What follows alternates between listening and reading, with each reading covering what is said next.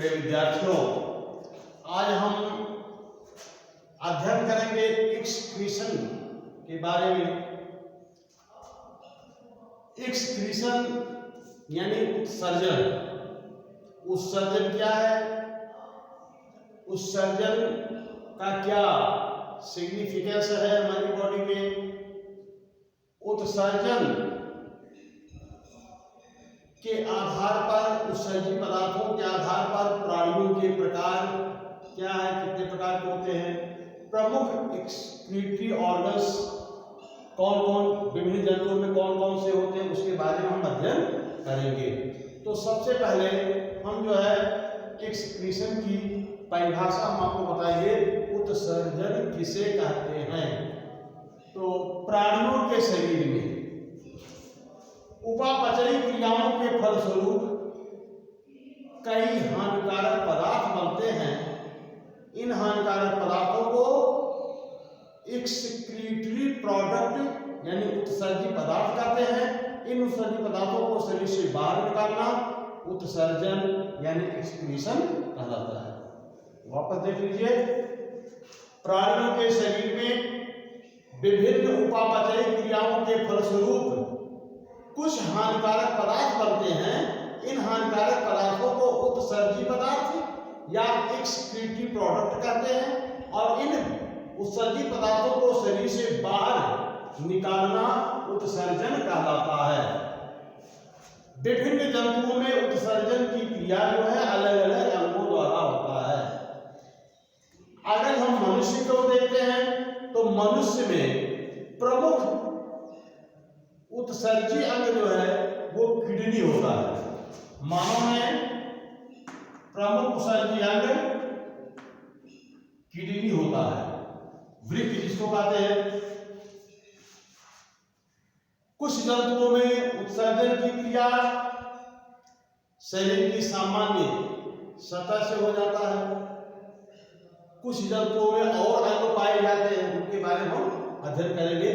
तो सबसे पहले उत्सर्जन की परिभाषा मैं आपको बताया। उत्सर्जन की आवश्यकता क्या है? देखिए आप, उत्सर्जन की क्या आवश्यकता है, यानी उपापचयी क्रिया के फलस्वरूप जो हानिकारक पदार्थ बनते हैं यदि हमारी बॉडी में ये एक्युमुलेट रह जाए, संचित रह जाते हैं, तो इनका विषैलापन यानी इनका जहरीला प्रभाव जो है शरीर की क्रियाविधि को प्रभावित करने लगता है। इसलिए इसको शरीर से बाहर निकालना आवश्यक है। जितने भी जंतु हैं सभी जंतुओं के शरीर में पानी और लवण की मात्रा एक निश्चित अनुपात में होता है। यानी कि प्रत्येक प्राणियों के शरीर में जल और लवण की मात्रा एक निश्चित अनुपात में होता है, निश्चित मात्रा में होता है। अगर उससे कहीं ज्यादा हो रहा है तब भी शरीर को प्रॉब्लम होगी, उससे कम हो रहा है तब भी शरीर को प्रॉब्लम होगी। जैसे बॉडी में सोडियम क्लोराइड ज्यादा मात्रा में हो रहा है तब भी प्रॉब्लम, कम मात्रा में है तब भी प्रॉब्लम। इसलिए एक निश्चित मात्रा में ही इनका उपस्थिति होना आवश्यक होता है।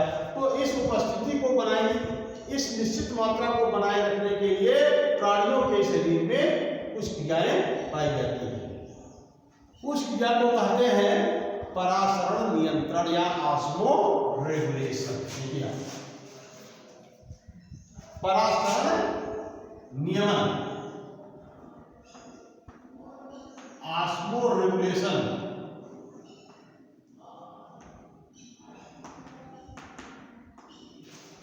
यानी हिंदी में इसको परासरण नियमन कहते हैं।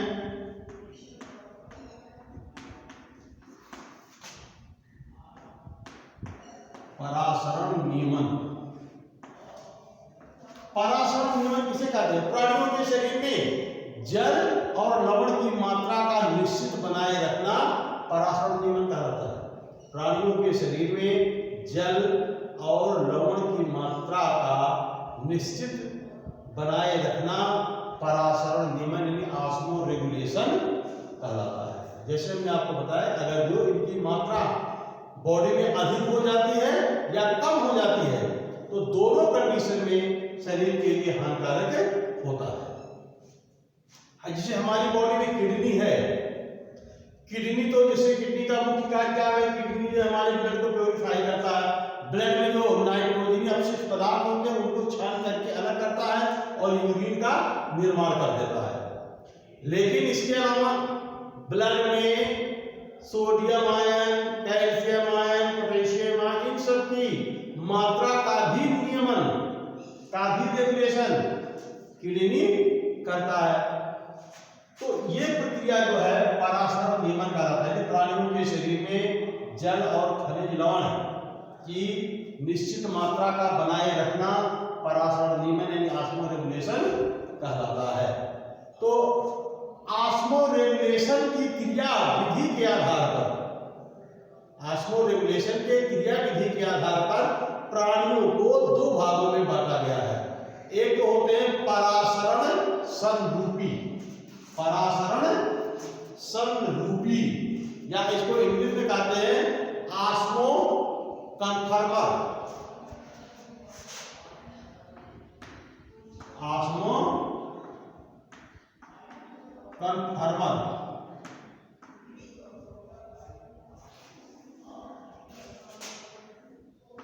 यानी पराशरण समरूपी।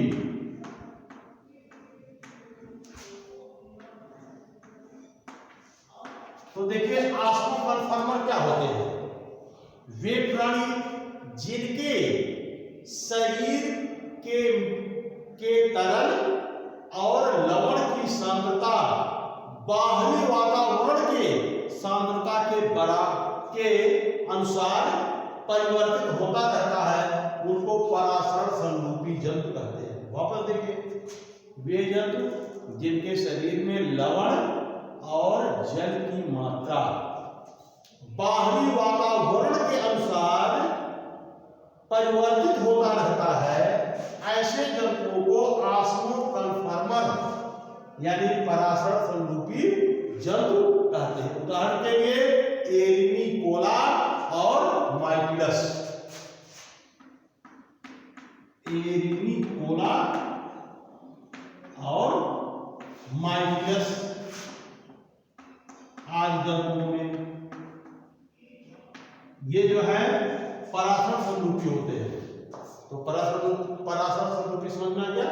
वे जंतु जिनके शरीर में जल और लवण की सांद्रता बाहरी वातावरण के अनुसार परिवर्तित होता रहता है, ऐसे जंतुओं को ऑस्मो कन्फर्मर कहते हैं।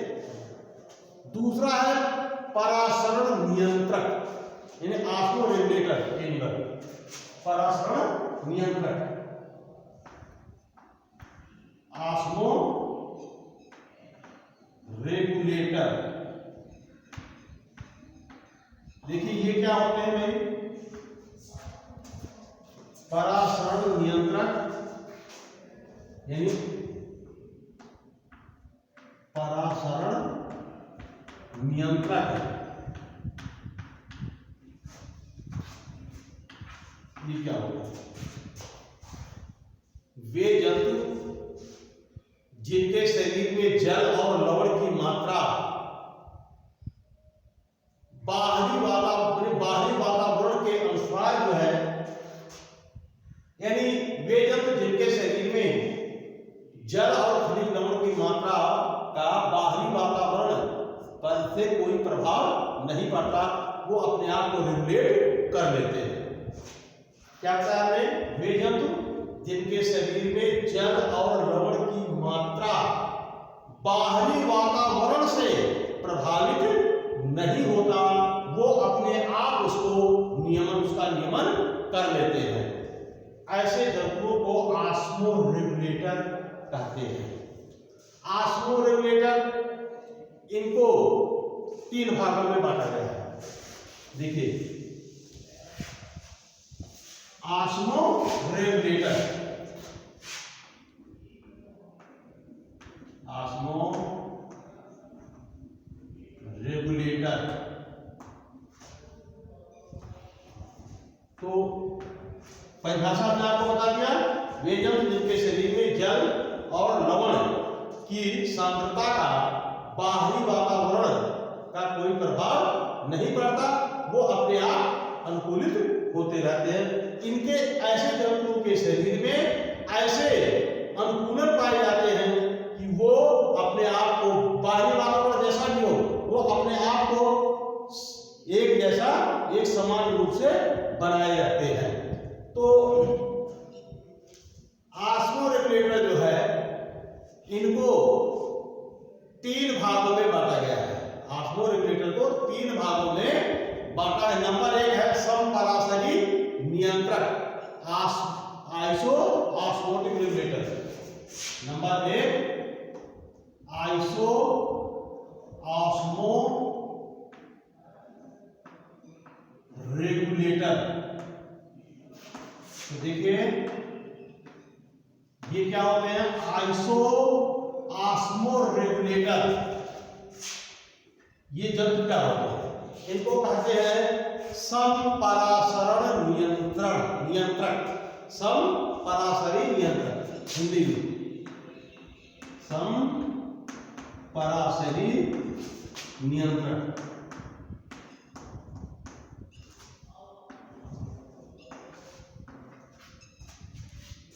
तो वे जंतु जिनके शरीर के अंदर जल और लवण की सांद्रता बाहरी वातावरण के सांद्रता के बराबर होता है।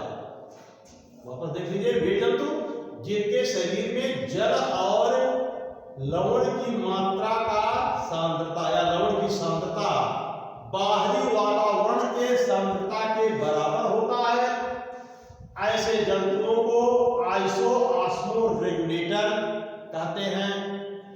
उदाहरण के लिए हैगफिश,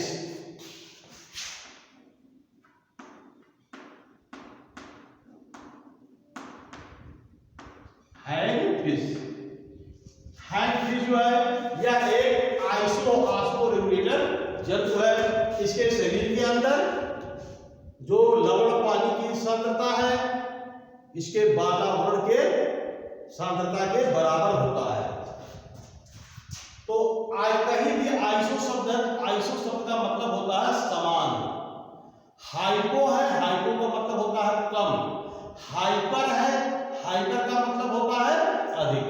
तो दूसरा है, अच्छा देखिए, तो ऐसे जंतुओं को जीवन जीने के लिए कोई मशक्कत इनको, मतलब पराशरण नियमन संबंधी कोई समस्या इनके पास नहीं होती है, यानी ये आसानी के साथ पराशरण नियमन इनका होता रहता है। और दूसरा है, सेकंड है हाइपो ऑस्मो रेगुलेटर।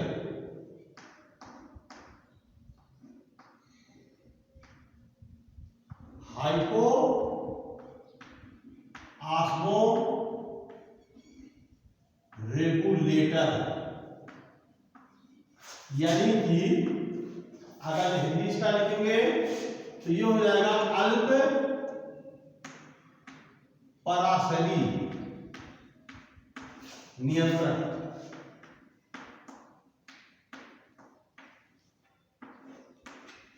अल्प पराशरी नियंत्रण। अब देखिए सेम वही परिभाषा, जैसे ही इसमें हमने आपको बताया कि ये सम पराशरी में हमने आपको बताया वे जंतु जिनके शरीर के अंदर जल और लवण की सांद्रता बाहरी वातावरण की सांद्रता के बराबर होता है, ऐसे जंतुओं को आइसो ऑस्मो रेगुलेटर कहते हैं। और अल्प पराशरी, अल्प माने कम, वे जंतु जिनके शरीर में जल और लवण की सांद्रता बाहरी वातावरण की सांद्रता से कम होता है, उसे कहेंगे हाइपो ऑस्मो रेगुलेटर। और एक है हाइपर ऑस्मो रेगुलेटर। तो हाइपर माने अधिक, यानी उच्च पराशरी नियंत्रण। तो वे जंतु जिनके शरीर में जल और लवण की मात्रा, लवण की सांद्रता बाहरी वातावरण की सांद्रता से अधिक हो। अब ध्यान रखना, एक शब्द आप रख लो, मैं आपको बताता हूं। एक शब्द आप लिखिए, जैसे वे जंतु जिनके शरीर में जल और लवण की सांद्रता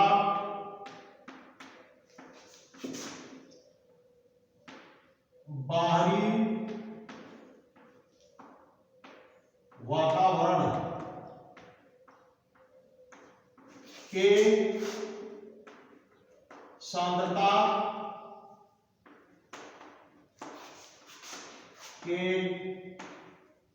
अब देखिए के बाद के यहां हम लिख देते हैं एक बार के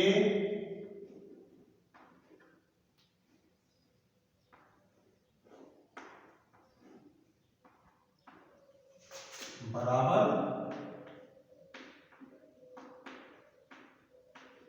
कम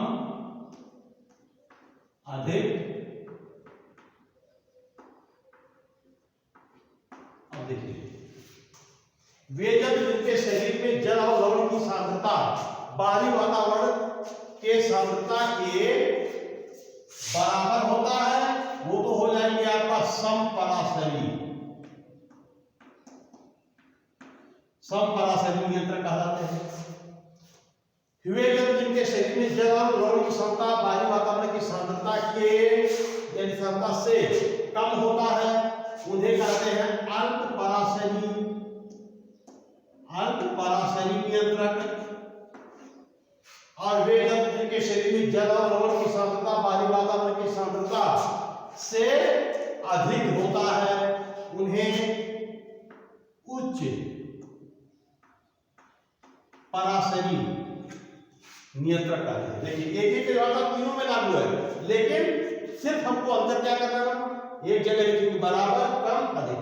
अगर बराबर है तो समपराशरी, कम है तो अल्पपराशरी और अधिक है तो उच्च पराशरी। इस प्रकार से हम तीनों का डेफिनेशन एक ही साथ हम याद कर सकते हैं। तो अब देखिए अभी जो हाइपोऑस्मोरेगुलेटर हैं जिनके शरीर में जल और खनिज लवण की सांद्रता बाहरी वातावरण की सांद्रता से कम होता है, उन्हें अल्पपराशरी नियंत्रक का उदाहरण के लिए समुद्री अस्थिर मछलियां, समुद्री अस्थिर मछलियां, समुद्री कछुआ और समुद्री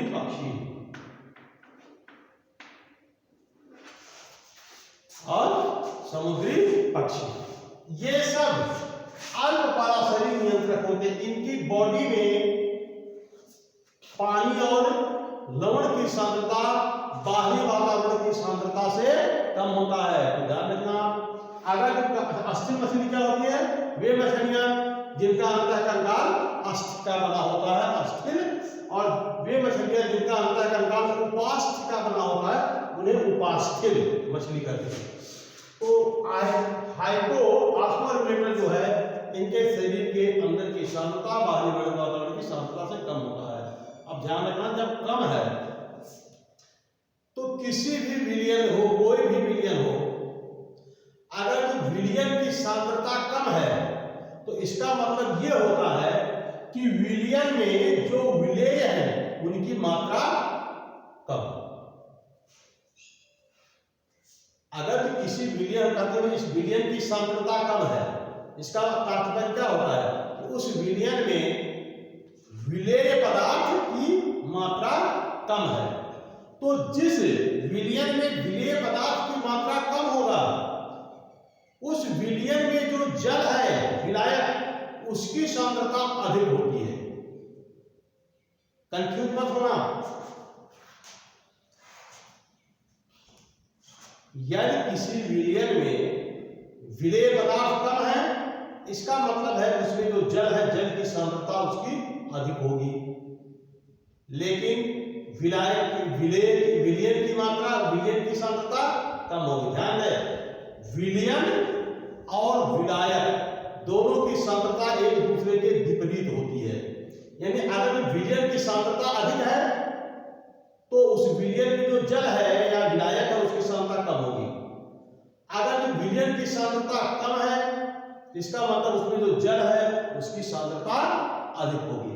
अगर जैसे हम इसको मान लो आप कोई एक बीकर है, सपोज करो कि बीकर में आपने आधा लीटर पानी ले लिया, यानी शुद्ध जल, अशुद्ध जल ले लिया। एक बीकर और है, इसमें भी आपने वही जल, शुद्ध जल आधा लीटर आपने ले लिया। अब आप सपोज करो इसमें आपने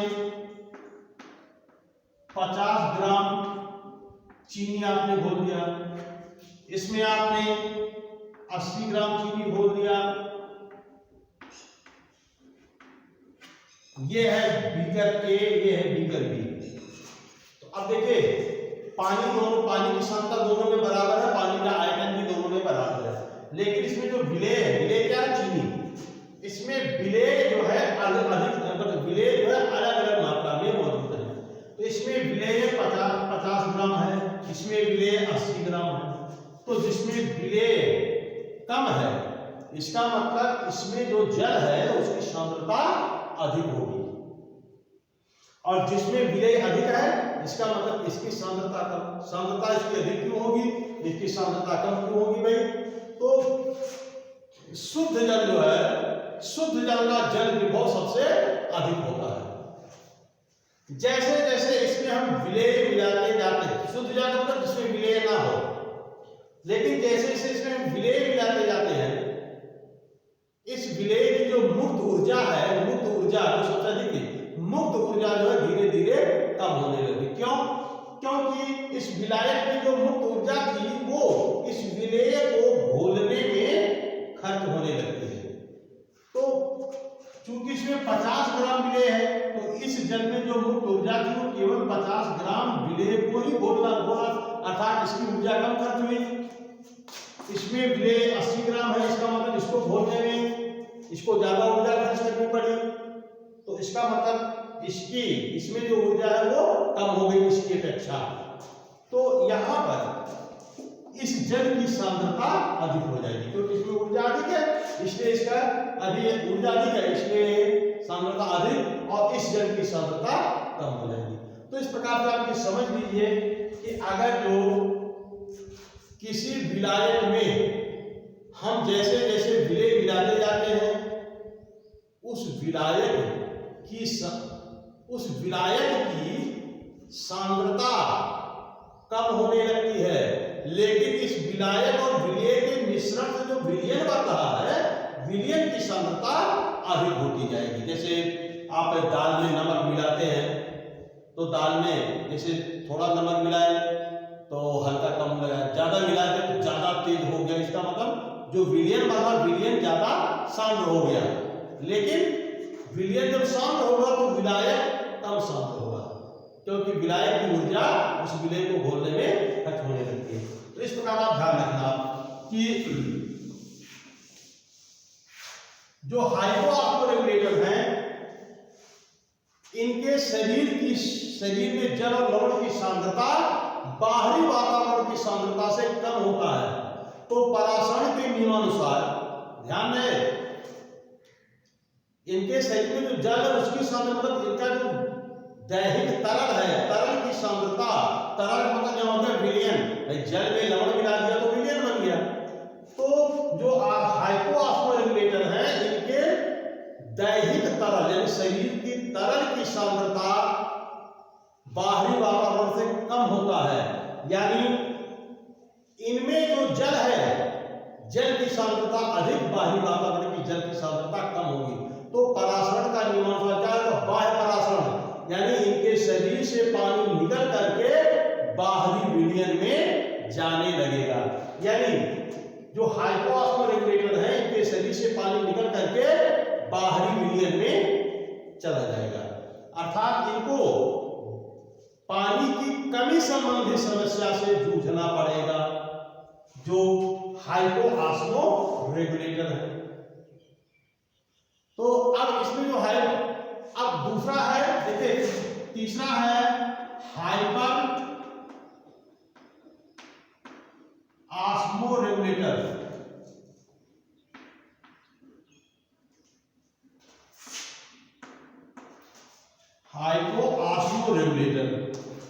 उच्च पराशरी नियंत्रण, वे जंतु जिनके शरीर में जल और लवण की सांद्रता बाहरी वातावरण की सांद्रता से अधिक होगी, तो वो क्या हो गया, हाइपर ऑस्मोरेगुलेटर कहलाते हैं।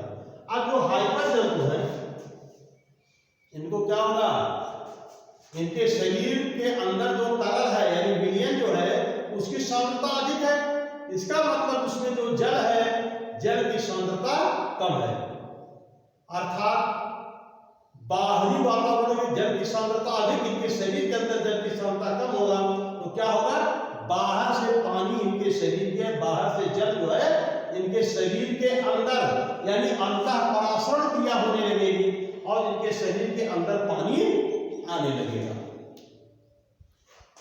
तो फिर होगा क्या, इनको क्या समस्या होगी, इनके बॉडी में पानी आएगा, इस पानी को बाहर निकालना इनके लिए समस्या हो जाएगा।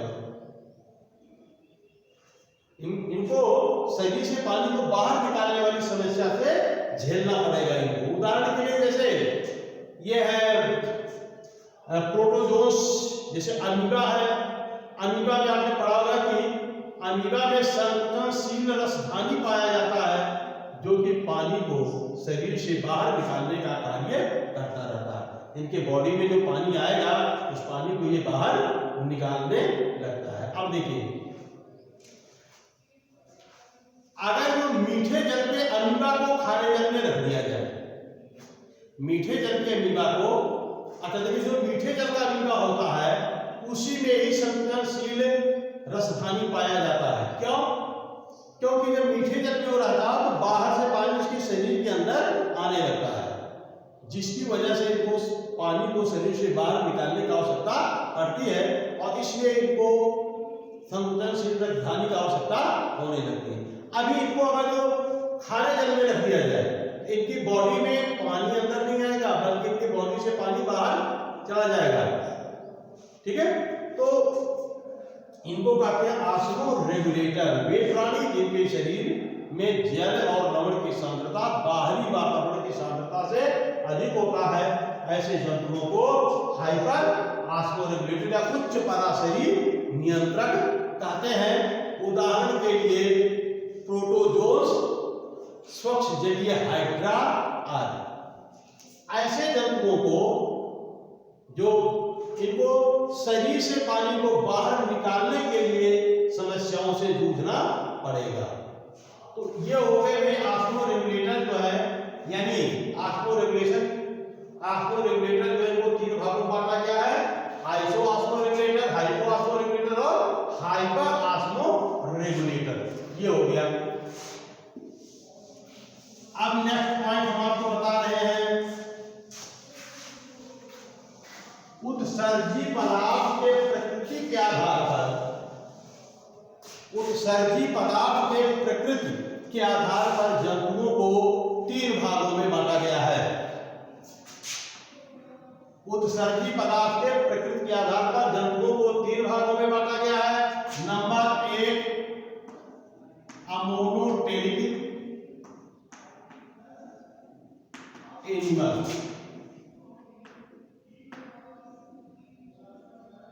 अमोनोटेलिक एनिमल क्या होते हैं, यानी अमोनिया उत्सर्जी जंतु, वे जंतु जिनका उत्सर्जी पदार्थ अमोनिया होता है, ऐसे जंतुओं को अमोनोटेलिक एनिमल कहते हैं। ऐसे जंतु जिनका उत्सर्जी पदार्थ अमोनिया होता है। अब देखिए, प्रोटीन उपापचय के फलस्वरूप, प्रोटीन उपापचय का मतलब हमारे शरीर में जब प्रोटीन का पाचन होता है तो प्रोटीन पाचन के फलस्वरूप अमीनो अम्ल बन जाता है। यह अमीनो अम्ल जो है ब्लड में, ज्यादा ब्लड के थ्रू ये शरीर की विभिन्न कोशिकाओं तक चला जाता है। आवश्यकता से अधिक जो अमीनो अम्ल है उनका विघटन होने लगता है। तो अमीनो अम्ल का विघटन होता है जब, तो अमोनिया बनता है। अमोनिया काफी हानिकारक होता है शरीर के लिए, अर्थात अमोनिया को शरीर से बाहर निकालना आवश्यक होता है। तो कुछ जंतु होते हैं जिनमें इस अमोनिया को डायरेक्ट शरीर से बाहर निकालने की आवश्यकता होती है, ऐसे जंतुओं को अमोनोटेलिक जंतु कहते हैं। वे जंतु जिनका प्रमुख उत्सर्जी पदार्थ अमोनिया होता है, ऐसे जंतुओं को अमोनोटेलिक जंतु कहते हैं। उदाहरण यानी हाइड्रा,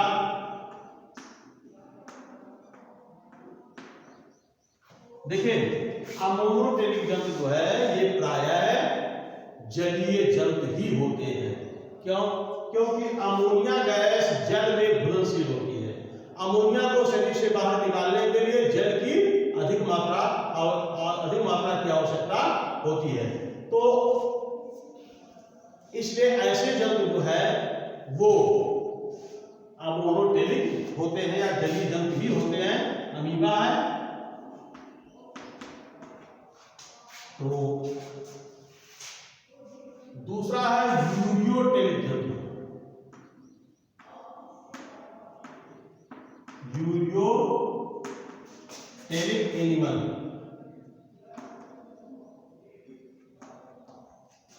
यूरियो सीधी सी बात, वे जंतु जिनका उत्सर्जी पदार्थ यूरिया होता है उन्हें यूरियोटेलिक जंतु कहते हैं।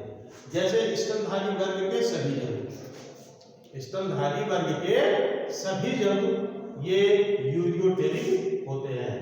अब देखिए जैसे हम लोग ये स्तनधारी वर्ग के अंतर्गत आते हैं, तो हम लोगों में क्या होता है, प्रोटीन उपापचय के फलस्वरूप यदि प्रोटीन का पाचन हुआ, अमीनो अम्ल बना, अमीनो अम्ल रुधिर में गया, रुधिर से कोशिकाओं में गया, अमीनो अम्ल का उपयोग हुआ प्रोटीन निर्माण के लिए शरीर में। फिर जो अनावश्यक अमीनो अम्ल है उनका विघटन होता है, अपघटन होता है, जिसके फलस्वरूप अमोनिया बन जाता है। अब चूंकि हम लोग जो जलीय जंतु है, हम लोगों के शरीर से अगर जो अमोनिया का उत्सर्जन किया जाए तो ज्यादा मात्रा में जल की आवश्यकता होती है, वो उपलब्ध नहीं है। इसलिए हमारे लीवर सेल जो है यकृत की कोशिकाएं क्या करती हैं, इस अधिक हानिकारक अमोनिया को कम हानिकारक यूरिया में बदल देती है। अधिक हानिकारक अमोनिया को कम हानिकारक यूरिया में बदल देती है।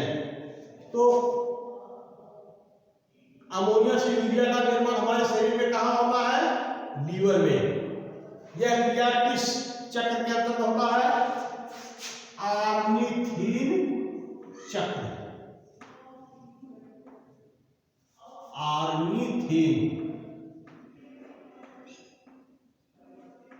चक्र के अंतर्गत होता है। देखिए यूरिया के एक अणु के निर्माण में यानी 2 molecules of ammonia plus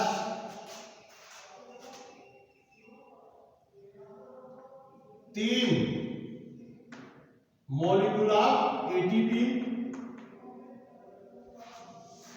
plus 2 molecule, sorry, 1 molecule CO2, यानी 2 अणु अमोनिया, 3 अणु एटीपी और 1 अणु कार्बन डाइऑक्साइड, ये मिलकर के यानी यूरिया के एक अणु का निर्माण करते हैं।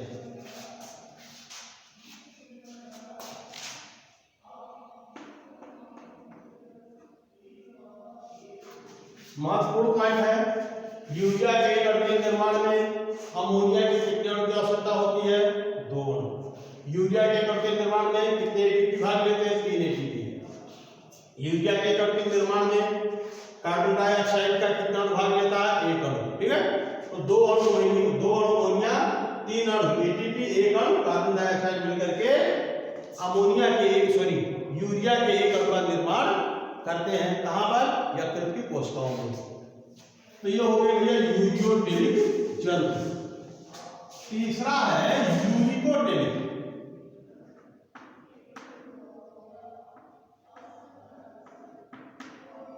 यूरिकोटेलिक एनिमल,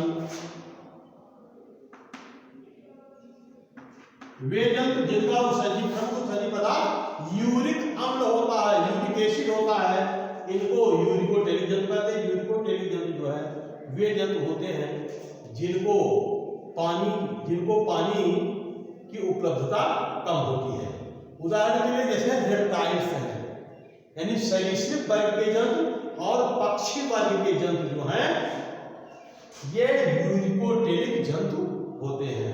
इनका जो एक्सक्रीटिव प्रोडक्ट होता है वो यूरिक एसिड होता है और ये जो है अपने मल को यानी ठोस अवस्था में रवे के रूप में शरीर से उत्सर्जित करते हैं।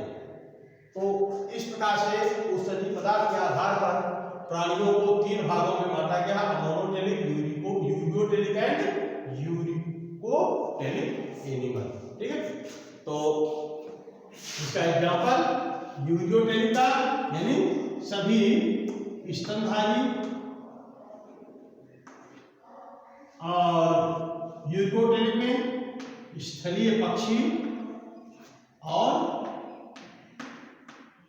सरीसृप वर्ग के जंतु। ठीक है, तो आज के वीडियो में इतना ही।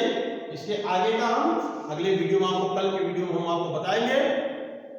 इस वीडियो को आप ध्यान से पढ़िए, देखिएगा, लाइक करिए और इसको शेयर करिए जिससे और लोगों को इससे लाभ मिल सके। Thank you.